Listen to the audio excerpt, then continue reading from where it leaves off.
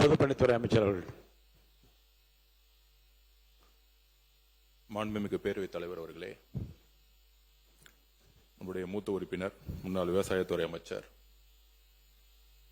விவசாயத்துறை அமைச்சராக இருந்தனால அவருடைய துறை சார்ந்த விஷயங்கள் தெரியும், நாங்கள் ஒத்துக்கொள்கிறோம். முதல்ல ஒரு ஒப்பீடுங்கிறது 5 வருஷமா ஆட்சியில் இருந்திருக்காங்க, நம்ம 3 மாசமா இருக்கிறோம். இந்த ஒப்பீடுங்கிறதே நான் தவறுன்னு சொல்ல விரும்பல, நியாயமானு கேட்கிறேன். நம்பர் 1. 2 கேள்விதான் கேட்கிறேன் விவசாயத்துறை அமைச்சரை பார்த்து. 200 உங்களை பார்த்து தான் பேசணும். முன்னாள் அமைச்சர் முன்னாள் அமைச்சர் 200 தொகுதிகளில் வெல்வோம், நாங்கள் தான் அடுத்த ஆட்சி அமைப்போம்ங்கிறதை உறுதியாக திராவிட முன்னேற்ற கழகம் நம்பியது. அதுல மாற்று கருத்து இருக்காதுன்னு திராவிட முன்னேற்ற கழகத்தில் இருக்கக்கூடிய சட்டமன்ற உறுப்பினர்கிட்ட நான் பதிவு பண்றேன். ஆனால் எங்களுடைய முதலமைச்சர் அவர் ஒரு விவசாயி சொன்னாரு அப்படின்னு 3 முறை பதிவு பண்ணாரு. அவருடைய முதல் பிரச்சாரம் காலடி பட்டது பரந்தூர் ஒரு விவசாயிகளுக்கு உதவியாக இருப்பதற்காக. அப்பொழுதே சொன்னார், என்னுடைய வாழ்க்கை விவசாயிகளுக்காக இருக்கணும். அப்படி சொன்ன எங்களுடைய மேனிபெஸ்டோல நாங்கள் சொன்னோம் விவசாய கடன் தள்ளுபடின்னு. அதை முயற்சியாக எடுத்து 5932 கோடி ரூபாயை தள்ளுபடி செய்திருக்கிறார்.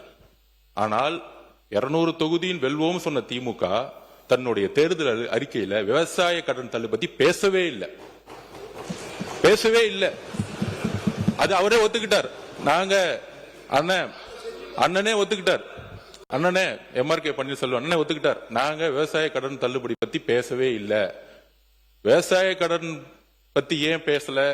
அப்ப விவசாயிகளுக்கு கடன் இருக்குமா இல்லையாங்கிறது முன்னாள் விவசாயத்துறை அமைச்சருக்கு தெரியாதா? அப்பொழுது உங்களுக்கு அந்த எண்ணமே முதல் கிடையாது.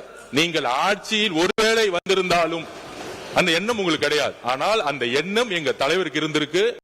ஒன்னே ஒன்னு இந்த அவையில பதிவு பண்றேன், அவர் சொல்லல செயல்படக்கூடியவர் எங்கள் தலைவர். சொன்னால் செய்வார். நம்பர் 1.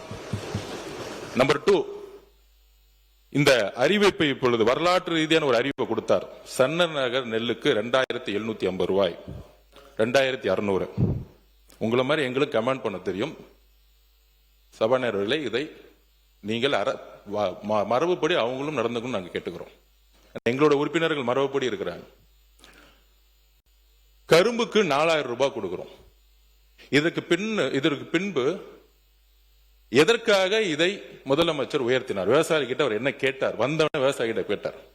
PR பாண்டியன் அவர்களை பார்த்தாங்க, எல்லா விவசாய சங்கங்களை பார்த்தாங்க, எங்களை அழைத்து எல்லா விவசாய சங்கங்களும் பேச சொன்னாங்க. உடனடியாக ஏன் அந்த அறிவிப்பு கொடுத்தாருன்னா, நம்மளுடைய உணவுத்துறை முன்னாள் முறைத்துறை அமைச்சர் சொன்னார், நமக்கெல்லாம் ஒரு மனசாட்சின்னு ஒண்ணு இருக்கணும். இதுவரைக்கும் நம்ம இங்க இருக்கக்கூடிய இல்ல அவரோ ரேஷன் கடையில இருந்து அரிசி வாங்கி நம்ம வீட்டுல சாப்பிட்டு இருப்போமா? மக்களுடைய பிரச்சனை இது, உண்மையான மக்களுடைய பிரச்சனை. பெரும்பாலும் முதல்வருடைய கவனத்திற்கு வந்தது இலவசமாக கொடுக்கக்கூடிய அரிசி மக்கள் வீட்டுல சாப்பிட முடியாத அளவுக்கு தரம் குறைந்திருக்கு. அதற்கு உடனடியாக முதலமைச்சர் சொன்னார், உடனடியாக 2750 சன்னரக நெல்லுக்கு விலை ஏற்றுவோம். அந்த நெல் அதிகமாக உற்பத்தி படும் பொழுது அந்த நெல்லை மக்களுக்கு கொடுங்கன்னு சொன்னதுக்காக இன்னைக்கு 2850 ரூபாய் ஏத்திருக்காரு. இதை எதற்காக ஏத்திருக்காருன்னு முதல் புரியணும்.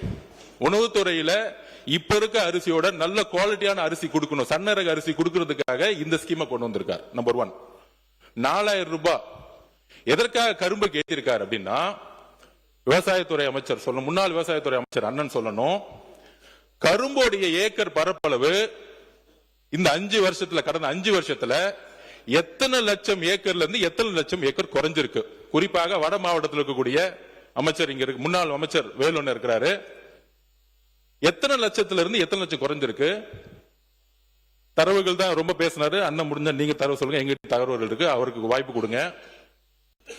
100% 30% குறைஞ்சிருக்கு கரும்புடைய சாகுபடி. எல்லா ஃபேக்டரிஸும் மூடி இருக்காங்க. தமிழ்நாட்டிற்கு தேவையான சர்க்கரை அளவு இதே மாதிரி நம்மளுடைய விவசாயிகள் கரும்பு பயிர் நாளைக்கு மகாராஷ்டிரால இருந்து இறக்குமதி பண்ணக்கூடிய நிலைமை வரும். இன்றைக்கு மகாராஷ்டிரால இருந்து வந்துட்டு இருக்கு.